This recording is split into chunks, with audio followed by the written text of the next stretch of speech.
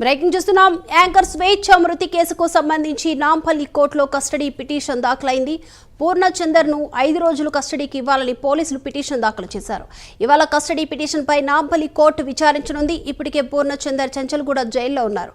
పూర్ణచందర్ను విచారిస్తే మరిన్ని విషయాలు వెలుగులోకి వస్తాయని పోలీసులు భావిస్తున్నారు. మరోవైపు పూర్ణచందర్పై పోలీసులు ఫోక్సో కేసు నమోదు చేశారు.